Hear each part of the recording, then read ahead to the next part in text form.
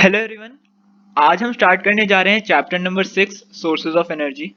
Last video में हमने अपना चैप्टर नंबर 5 फ्रिक्शन कंप्लीट कर लिया था उसके एक्स्ट्रा क्वेश्चंस के साथ।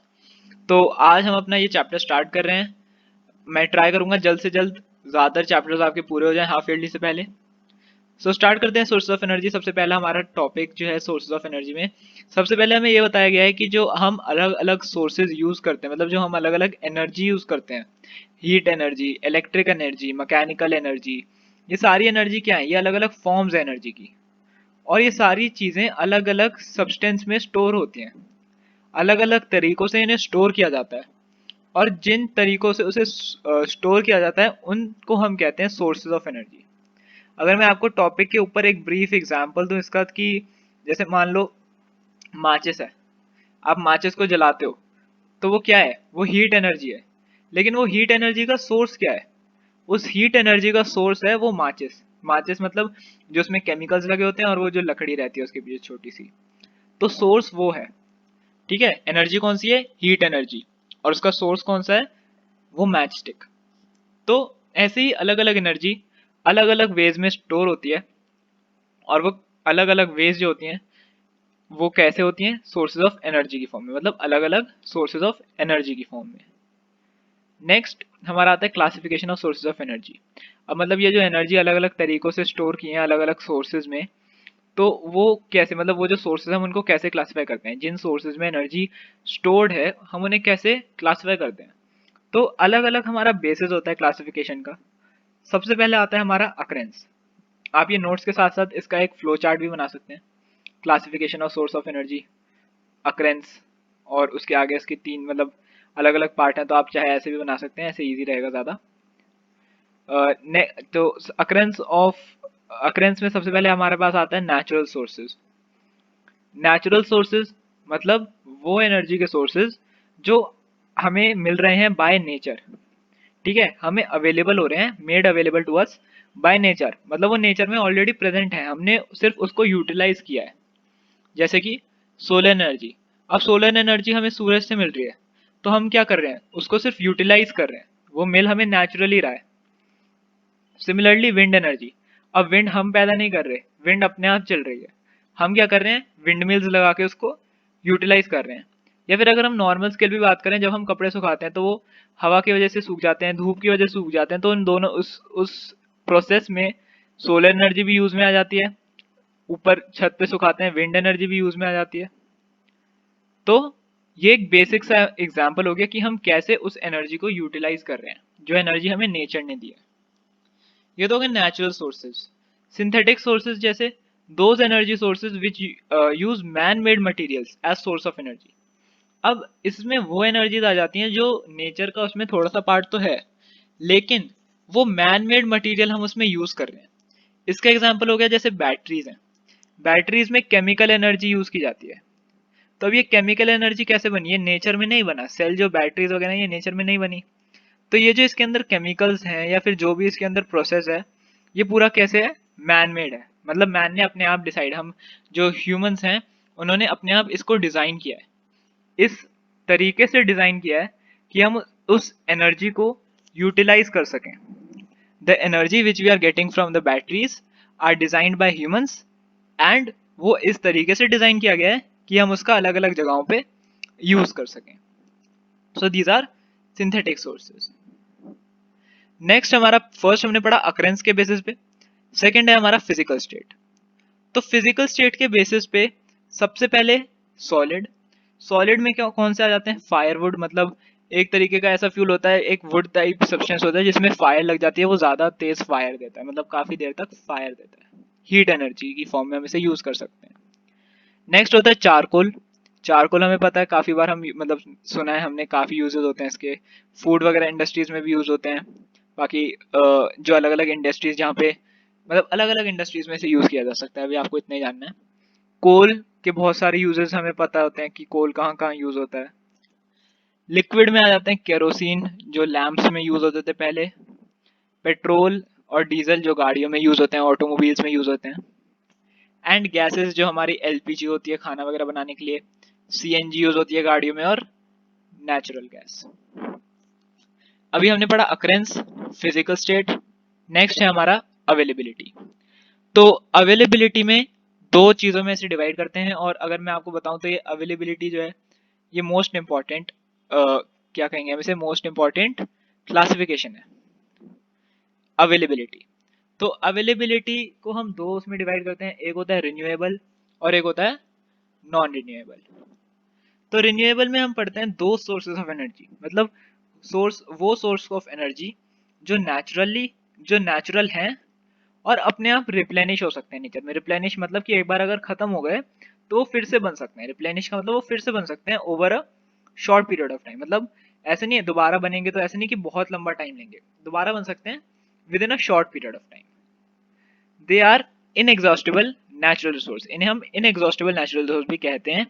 इनएग्जॉस्टिबल का क्या मतलब हो गया, एग्जॉस्ट का मतलब क्या होता है, खत्म हो जाना, इनएग्जॉस्टिबल मतलब जो खत्म नहीं हो सकते। एग्जाम्पल सोलर एनर्जी, अब सन तो कहीं जा नहीं रहा, तो जो सन की धूप है, जो सोलर एनर्जी है वो यहाँ पे आती रहेगी कंटिन्यूसली, हम उसे जितना चाहें उतना यूज कर सकते हैं। फिर विंड एनर्जी, विंड तो कंटिन्यूसली चलती रहेगी हर जगह, तो हम विंड एनर्जी को भी यूज कर सकते हैं without any fear of losing them. फिर आते हैं हमारे non renewable. Non renewable sources वो होते हैं जो अगर एक बार यूज अप हो गए तो वो रिप्लेस नहीं करे जा सकते, या फिर रिप्लेनिश नहीं करे जा सकते in short period of time.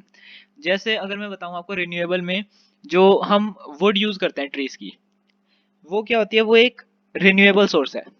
वैसे तो हम सुनते हैं पेड़ वगैरह नहीं काटने चाहिए, खत्म हो जाएंगे, तो एक्चुअली उसमें खत्म होने का मतलब ये है कि यहाँ पे हम उसे रिन्यूएबल इसलिए कह रहे हैं, एक जगह हम कह रहे हैं कि वो खत्म हो जाएंगे, दूसरी जगह हम ये कह रहे हैं कि वो रिन्यूएबल है। तो इसमें क्या फर्क है कि जो शॉर्ट पीरियड ऑफ टाइम है, एक पेड़ है उसको उगने में कितने साल लगते हैं, 30-50 साल। एक पूरा जायंट एक प्लांटलेट से पूरा एक बड़ा ट्री होने में इतना ही टाइम लगेगा। तो ये साइंटिफिक वे से ये एक बहुत ही शॉर्ट पीरियड ऑफ टाइम है, हमारे लिए बहुत बड़ा है, एक एक तरीके से हमारी लाइफ टाइम हो गई, लेकिन scientifically it is a very short period of time. और जो नॉन रिन्यूएबल सोर्सेज हैं उन्हें लगता है बहुत लंबा टाइम, और यहाँ पे लंबे से मतलब है मिलियंस ऑफ ईयर्स। जो कोल पेट्रोलियम जो हम आज यूज कर रहे हैं, ये मिलियंस ऑफ ईयर्स पहले जब प्लांट्स वगैरह मरे थे उनसे उनसे बना है, उनके फॉसिल से बना है, वो हम आगे पढ़ेंगे कैसे बना है। तो ये शॉर्ट पीरियड ऑफ टाइम में नहीं बनाए जा सकते। जैसे कोल पेट्रोलियम है, ये non renewable source of energy है, फॉसिल फ्यूल्स जो होते हैं वो नॉन रिन्यूएबल होते हैं। तो ये बहुत साल पहले जो जानवर वगैरह मरे थे, बहुत सारे मतलब मिलियंस ऑफ ईयर्स पहले, उनसे ये बने हैं। इन्हें हम कहते हैं एग्जॉस्टिबल, मतलब जो खत्म हो सकते हैं। एग्जाम्पल क्या होगा इसके, फॉसिल फ्यूल्स जैसे कोल पेट्रोलियम नेचुरल गैस। और आप देखें हम इन्हीं तीनों फ्यूल्स का आजकल सबसे ज्यादा इस्तेमाल कर रहे हैं। जो खत्म हो सकते हैं जल्दी, हम उन्हीं का सबसे ज्यादा इस्तेमाल करते हैं। जो नहीं खत्म हो रहे जैसे सन है, एयर है, इसका इस्तेमाल आजकल अभी मतलब यूज में आ रहा है थोड़ा थोड़ा, लेकिन अभी कम है। उसके बाद आते हैं फॉसिल फ्यूल्स। ये तीनों फॉसिल फ्यूल्स ही होते हैं। फॉसिल फ्यूल्स क्या होते हैं, most of our energy needs are met through non renewable sources of energy. जो हमारे ज्यादातर जो एनर्जी की नीड्स है ना, वो सारी non renewable source of energy से ही पूरी होती है। जैसे खाना बनाने के लिए एलपीजी का इस्तेमाल होता है। What is LPG, liquefied petroleum gas. Petroleum एक फॉसिल फ्यूल है। सीएनजी कंप्रेस्ड नेचुरल गैस एक वो है, फॉसिल फ्यूल है। तो सिमिलरली जो हमारी ऐसी बेसिक नेसेसिटीज हैं, हम उसमें day to day fossil fuels का यूज कर रहे हैं, और इसीलिए ये खत्म होने की मतलब एकदम खत्म होने वाले हैं। तो most of our energy needs are met from non source of energy, और इसमें भी मेनली फॉसिल फ्यूल्स। और फॉसिल फ्यूल्स हम इन्हें क्यों कहते हैं, they are called so because they were formed over a period of millions of years. मतलब देखो मिलियंस ऑफ ईयर, मिलियन नहीं मिलियंस, मतलब काफी मिलियंस, बहुत सारे मिलियंस ऑफ ईयर्स के बाद ये फॉसिल फ्यूल्स बने थे। और कैसे बने थे, by the action of heat and pressure. Heat कहाँ से आ रही है, जो अर्थ के अंदर जो लावा बह रहा है उससे हीट, और जो सैंड और रॉक मतलब जहाँ पे वो दबे हुए हैं उसके ऊपर का जो प्रेशर उस पर लग रहा है, वो डेड प्लांट्स और एनिमल्स को फॉसिल फ्यूल्स में कन्वर्ट कर देता है। ये था हमारा एक छोटा सा टॉपिक फॉसिल फ्यूल्स। नेक्स्ट हमारा एक और छोटा सा topic, wood as a fuel. ये टॉपिक छोटा नहीं है, ये बस यहाँ पे अभी छोटा पड़ा है, हमने आगे कोल और पेट्रोलियम में भी आएंगे, वो सारे फॉसिल फ्यूल्स पे ही बेस्ड हैं। वुड एज अ फ्यूल में हमें देखना है, wood is a major renewable natural resource. क्या लिखा है यहाँ पे, मेजर रिन्यूएबल नेचुरल रिसोर्स, मतलब ये खत्म नहीं हो सकता। और कब खत्म नहीं होगा, अगर हम कंटिन्यूसली ट्रीज ग्रो करते रहें, क्योंकि ट्रीज तो जल्दी ग्रो हो जाएंगे। तो अगर हम आज भी ट्री ग्रो करते हैं, अगर हम आज बहुत सारे ट्री ग्रो कर देते हैं, तो आफ्टर 30 to 50 ईयर्स वो सारे बड़े हो जाएंगे, सो खत्म नहीं होंगे वो। मेजर रिन्यूएबल नेचुरल रिसोर्स है which is currently the largest source of energy. ये आज की डेट में लार्जेस्ट सोर्स है एनर्जी का, जो हमारे वुड हैं। It is use for both cooking and heating purposes. Heating purpose के लिए भी हम इसका यूज करते हैं और कुकिंग पर्पस के लिए भी आजकल काफी जगहों पे ये यूज होता है। वैसे तो हमने सीएनजी वगैरह से रिप्लेसमेंट हो गई है इसकी, लेकिन फिर भी काफी जगहों पे अभी लकड़ी का इस्तेमाल होता है खाना वगैरह बनाने के लिए। इसके लेकिन कुछ साइड इफेक्ट्स, मतलब कुछ कहें हम इसकी खामियां भी हैं। वो क्या है कि जब ये बर्न होता है तो ये कार्बन डाइऑक्साइड और कार्बन मोनोऑक्साइड गैस जो है वो रिलीज करता है, और ये गैसेस जो है ये अनडिजायरेबल है, मतलब इनका कोई यूज नहीं है। थोड़ा बहुत यूज है कार्बन डाइऑक्साइड का, कार्बन मोनोऑक्साइड तो हाईली पॉइजनस है। इरिटेटिंग गैसेस होती हैं ये, और डेंजरस भी होती हैं अगर ज्यादा अमाउंट में आ जाए तो। अब हमारा आगे मेन टॉपिक स्टार्ट हो रहा है कोल। सो कोल क्या है? Coal is a readily combustible black rock. Readily combustible मतलब जो इजीली आग पकड़ ले, ब्लैक रॉक, और a brownish black sedimentary rock. या तो एक वो ब्लैक रॉक या फिर ब्राउनिश ब्लैक सेडिमेंट्री रॉक, वो एक ही चीज हो गई। ये बात एक ध्यान रखना कि रेडिली कंबस्टेबल का मतलब यहाँ पे ये नहीं है कि जैसे हमने फ्लेम वाले चैप्टर में पढ़ा था कि वो एकदम कुछ सब्सटेंस होते हैं स्पॉन्टेनियस जिसमें कंबशन हो जाती है, तो वो स्पॉन्टेनियस कंबशन नहीं है। लेकिन रेडिली कंबस्टेबल का मतलब ये है कि वो कैच कर लेते हैं फायर इजीली। ऐसे नहीं है कि उसको बहुत हाई टेम्परेचर देना होता है तभी वो आग पकड़ेगा, ऐसा नहीं है, वो हीट कैच कर लेगा। It has been used for cooking food. ये फूड वगैरह कुक करने के लिए यूज किया जाता था, लेकिन ये बहुत ज्यादा स्मोक और फाउल स्मेलिंग गैस देता है। स्मोक प्रोड्यूस करता है और फाउल स्मेलिंग गैस मतलब बदबूदार गैसेस वगैरह ये रिलीज करता है, जो एयर पॉल्यूशन क्रिएट करता है। इसीलिए अभी हम आगे पढ़ेंगे कि कोल का यूज हमने आजकल बंद कर दिया है, कोल के ही बाय प्रोडक्ट्स का।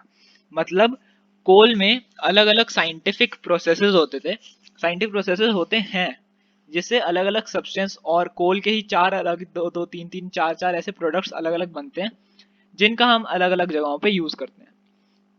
इसी वीडियो में हम आगे पढ़ेंगे उसके बारे में। Occurrence of coal.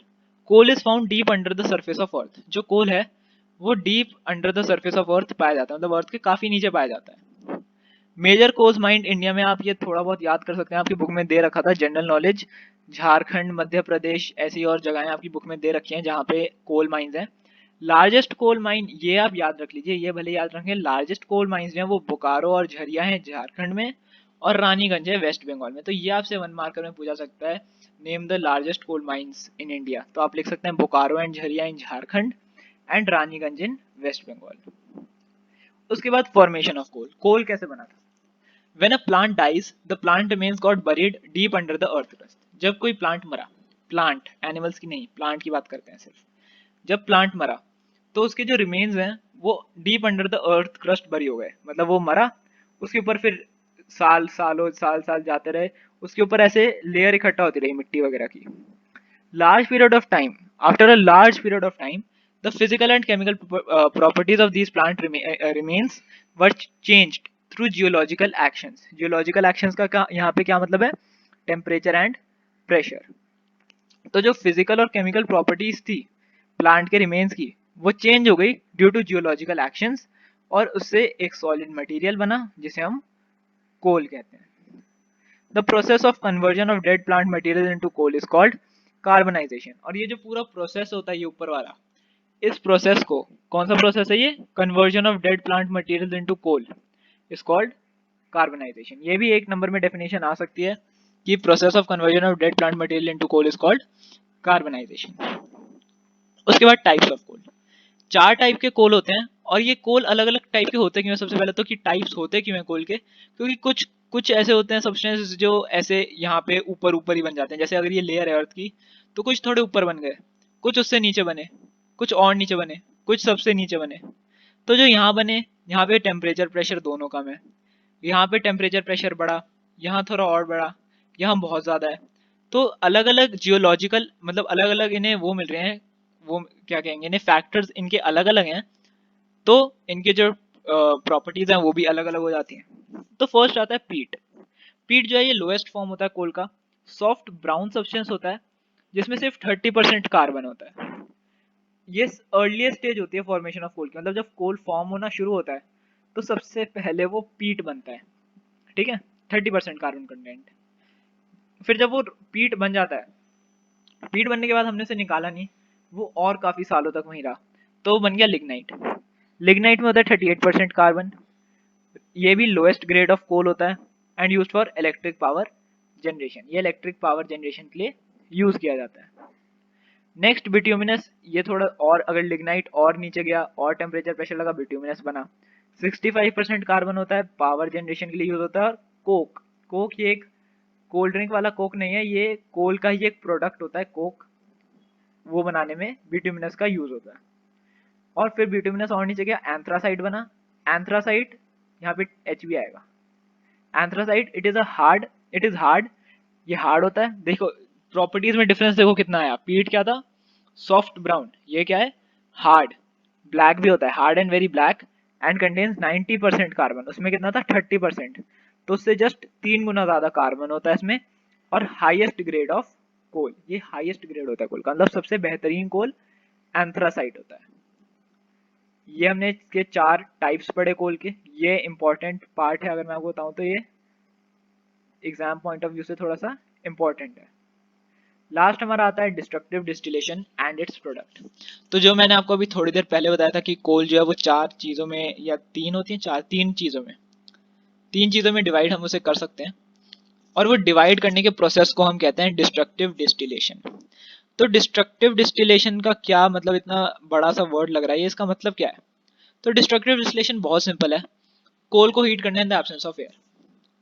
कोल को हीट करना in the absence of air is called destructive distillation. बहुत सिंपल सी डेफिनेशन है, हम कोल को स्ट्रांगली हीट करते हैं in the absence of air, उसे हम कहते हैं डिस्ट्रक्टिव डिस्टिलेशन।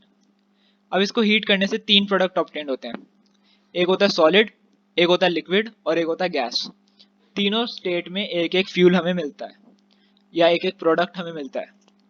सबसे पहले आता है कोक, जो होता है solid. It is a hard and porous substance, और इसके मेन यूजेस क्या है, हार्ड होता है, पोरस सब्सटेंस होता है, इसके यूजेस क्या क्या है? It is used as a domestic and industrial fuel as it gives little or no smoke. मतलब ये एक डोमेस्टिक फ्यूल और एक इंडस्ट्रियल, मतलब घरों वगैरह में और इंडस्ट्रीज में यूज किया जाता है फ्यूल की तरह, क्योंकि ये या तो बहुत कम स्मोक देता है या फिर स्मोक देता ही नहीं है। जबकि कोल क्या था, वो बहुत ज्यादा स्मोक देता था और हार्मफुल गैसेस प्रोड्यूस करता था। सो कोल को प्रोसेस करके कोक बनाने में काफी ज्यादा फायदा है।